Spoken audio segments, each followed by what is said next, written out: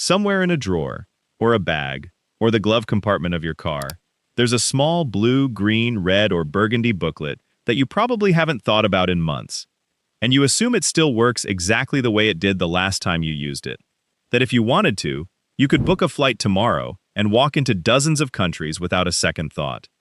But here's something almost nobody realizes until they're standing at a check-in counter, sweating, being told they can't board. Your passport's power is not fixed. It is not permanent. It is not something that just sits there quietly doing its job forever. It can quietly weaken, get flagged, get restricted, or become far less useful than you think it is, sometimes because of decisions made by governments you've never even visited, and sometimes because of tiny habits of your own that you didn't know mattered at all. So today, we're breaking down 9 surprisingly common habits that are slowly, quietly killing your passport's travel power. Habits that could leave you stuck at a border, denied entry, or facing fees and restrictions you never saw coming. Stay with me until the end, because habit number 7 is the one almost nobody thinks about until it's already too late. Let's start with habit number 1, letting your passport get too close to expiration before renewing it. This sounds obvious, right? Everyone knows passports expire. But here's what most people don't know, and it's the detail that ruins more trips than almost anything else on this list. The 6-month rule. A huge number of countries, including most of the European Union, much of Southeast Asia, and dozens of others, will not let you enter, and airlines will not let you board, if your passport has less than 6 months of validity remaining from your date of entry.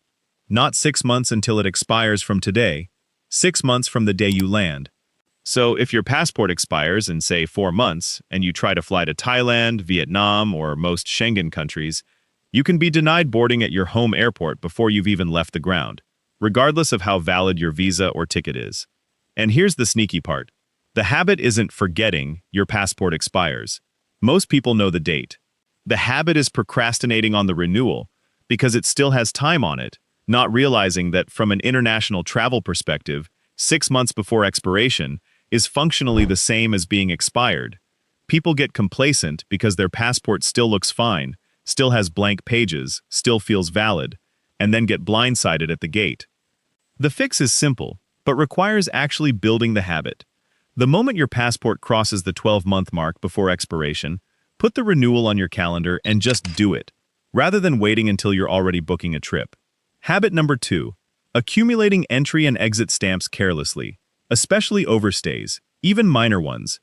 This is a habit most people don't even realize is a habit, because it doesn't feel like a decision. It feels like just being on vacation and losing track of dates.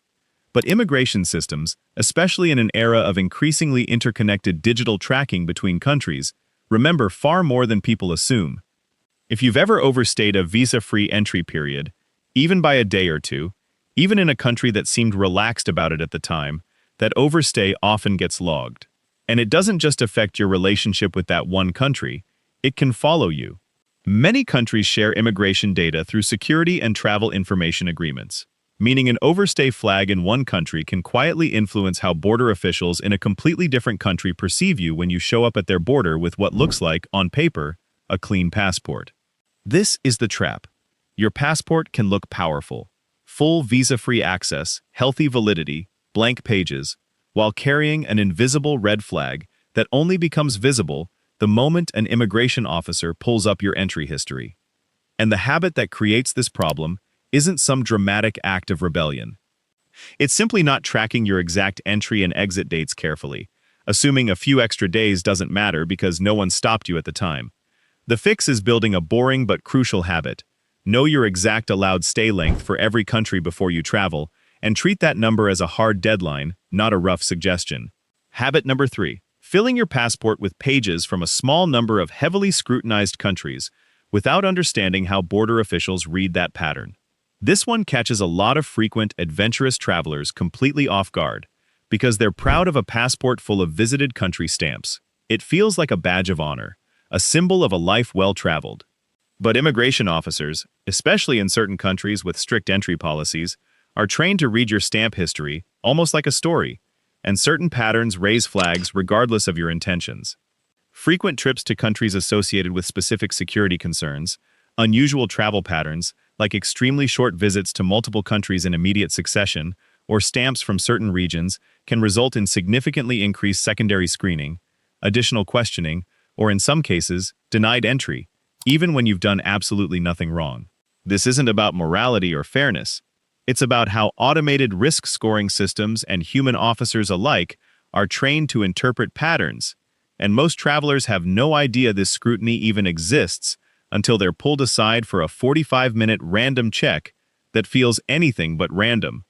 The habit here isn't traveling to interesting or complex places. That's not the problem.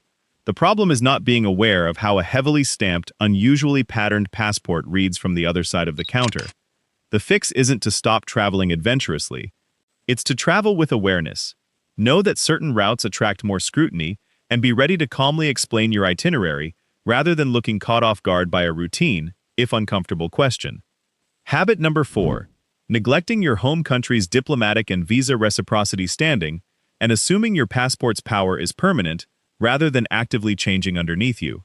Here's what almost nobody tracks. The power of your passport, meaning how many countries you can enter visa-free, isn't a fixed number assigned to you forever. It shifts constantly, based on diplomatic relationships, bilateral agreements, security assessments, and political relationships between your home country and every other country in the world. Passports move up and down global mobility rankings every single year, sometimes dramatically, based on changes that have absolutely nothing to do with you personally. A country you could once enter visa-free might suddenly require a visa because of a shift in diplomatic relations. A visa-free agreement might get suspended entirely because of a security incident or political disagreement between governments. And here's the habit that makes this dangerous.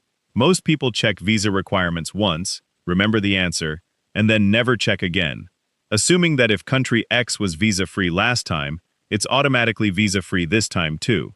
This single assumption has left travelers stranded at check-in counters, having booked flights and hotels based on outdated information, only to discover their visa-free access to a country quietly disappeared months earlier. The fix requires building one simple recurring habit. Before every single international trip, regardless of how many times you've been to that destination before, check the current visa requirement fresh, every time, treating your last trip's rules as expired information rather than a permanent fact. Habit number 5. Physically neglecting your passport itself, treating it as an indestructible piece of plastic and paper, rather than the sensitive, easily damaged document it actually is. This sounds almost too simple to matter, but it quietly ruins more trips than people expect. Passports today contain embedded electronic chips storing your biometric data, and these chips, along with the physical pages themselves, are far more fragile than most people assume. Habits like throwing your passport loose into a bag without a cover, leaving it in direct sunlight or extreme heat for extended periods, letting it get wet, bending it repeatedly in a back pocket, or allowing water bottles to leak onto it in a backpack, can damage either the readable chip or the physical integrity of the document in ways that aren't always visible to the eye, but absolutely are visible to border scanning equipment. A passport with a damaged chip, water stains, torn pages, or even excessive wrinkling can be rejected outright by automated e-gates, or flagged by human officers as damaged, sometimes resulting in denied entry or a forced emergency passport renewal at the least convenient possible moment, usually in a foreign country, at significant cost and stress. The fix is almost embarrassingly simple. Get a basic passport cover, keep it out of extreme heat and moisture, and treat it, both physically and mentally, as the sensitive, valuable, slightly fragile document it actually is. Habit number 6. Running out of blank visa pages and not realizing it until you need one. This one is almost invisible, because most people never actually count their remaining blank pages. They just assume there's probably enough left, somewhere in that booklet. But a huge number of countries, especially those that issue full-page visa stickers rather than small stamps, require a minimum number of consecutive blank pages to even process your entry, sometimes 2 full-facing pages at once. If you've been a frequent traveler and your passport is filling up with stamps and visa stickers from years of trips, you can find yourself with technically unexpired passport that is functionally useless for your next destination, simply because there isn't enough blank space left for the visa you need. And unlike a straightforward expiration date, this is a habit almost nobody thinks to check before booking, because who counts their blank pages before every trip? The fix is simple once you know to look for it, before any trip requiring a visa, especially a sticker visa rather than an e-visa. Physically flip through your passport and count your remaining blank pages. And if you're running low, get it renewed or supplemented well before you need it, not the week before departure. Habit number 7, and this is the one I promised you, the one almost nobody thinks about. Your digital footprint and social media activity quietly shaping how border officials perceive your passport's intent. This feels almost unbelievable to some people the first time they hear it, but it's increasingly real. Border agencies in a growing number of countries now conduct routine or randomized checks of publicly available social media activity, particularly for travelers on certain visa categories, or those flagged for secondary screening for any other reason. Posts, check-ins, or public content that contradict your stated purpose of travel. Say, posting about job hunting abroad while entering on a tourist visa, or geotagged content suggesting a longer stay than declared, can directly influence an officer's decision at the border, sometimes resulting in denied entry even when your paperwork is technically flawless. The habit here isn't necessarily doing anything wrong. It's simply not realizing that your online presence has quietly become an extension of your travel documentation in the eyes of certain border authorities, and treating your public digital footprint as completely separate from your physical passport, when increasingly, it isn't. The fix isn't paranoia or hiding your life online. It's simple awareness. Keep your stated purpose of travel and your visible digital activity roughly consistent. And be mindful that what you post publicly before and during a trip is no longer entirely private from the systems deciding whether to let you in. Habit number 8. Never registering or updating your information with your home country's embassy or consulate network when traveling to higher risk or less connected destinations. This is a habit of omission, not doing something, rather than doing something wrong, which is exactly why it's so easy to overlook. Many governments offer free traveler registration programs that notify your embassy of your presence in a given country. And while this feels like an unnecessary extra step for a routine trip, it becomes critical the moment something goes wrong. A natural disaster, sudden political unrest, an emergency passport replacement need, or an evacuation situation. Travelers who've never built the habit of registering their trips often find themselves with drastically slower access to emergency consular support exactly when they need it most urgently, because their home government has no record they were ever there. This doesn't directly reduce your passport's visa-free power on paper, but it absolutely reduces its real-world protective power, the invisible safety net that a passport is supposed to represent when things go wrong far from home. The fix takes about 2 minutes per trip before departure. Especially to a less typical destination, register your trip through your home country's official traveler program, so that if the unexpected happens, you're not starting from zero. And finally, habit number 9, assuming a lost or stolen passport is a minor inconvenience, rather than treating prevention and rapid reporting as an active, ongoing habit.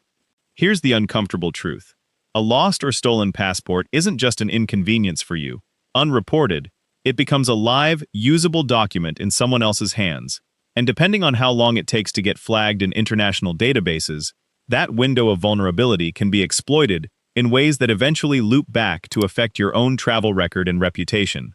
Travelers who don't build the habit of immediately formally reporting a lost or stolen passport, not just to local police, but to their embassy and the relevant international lost and stolen travel document databases, leave a gap where their old passport number could theoretically be used fraudulently, occasionally creating confusing red flags on their own file down the line when systems eventually catch up. And separately, simply being careless about where and how you carry your passport day to day, flashing it unnecessarily, leaving it in unsecured hotel rooms, handing it to unofficial helpers at busy borders, quietly increases the odds of this entire scenario happening to you in the first place. The fix is building 2 habits together. Treat your passport with the same physical caution you'd treat a large amount of cash, and know exactly who to contact, immediately, the moment it goes missing, rather than waiting a day or two to see if it turns up. So here's the bigger picture, and I want you to really sit with this for a second. None of these 9 habits, procrastinating on renewal, careless overstays, unaware travel patterns, ignoring shifting visa rules, physical neglect, running out of blank pages, an inconsistent digital footprint, skipping embassy registration, and casual carelessness around loss or theft, feel dangerous in the moment. They feel like ordinary, harmless, forgettable little choices. The kind of thing that seems completely fine right up until the exact moment it isn't. Usually at the worst possible time. Standing at a counter, with a flight about to leave without you. And that's really the core lesson here. Your passport's travel power isn't something you earned once and now own forever. It's something that has to be actively maintained, checked, and protected, the same way you'd maintain anything else valuable in your life. The travelers who move through the world with the least friction, the fewest denied boardings, the fewest border headaches, aren't necessarily the ones with the most powerful passports on paper. They're the ones who've built the quiet, boring habits of checking, protecting, and respecting the document that makes all of that mobility possible in the first place. So before your next trip, take 5 minutes. Check your expiration date against the 6-month rule. Know your exact allowed stay length. Check today's visa requirements, not last year's. Count your blank pages. Look at the physical condition of your passport. Think about what your public digital activity says about your trip. Register your travel with your embassy. And know exactly what you'd do the moment your passport went missing. Because the difference between a smooth border crossing and a stressful, expensive nightmare usually isn't about luck. It's about which of these 9 small habits you've been quietly ignoring, and how much longer you're willing to let that slide before you finally fix it.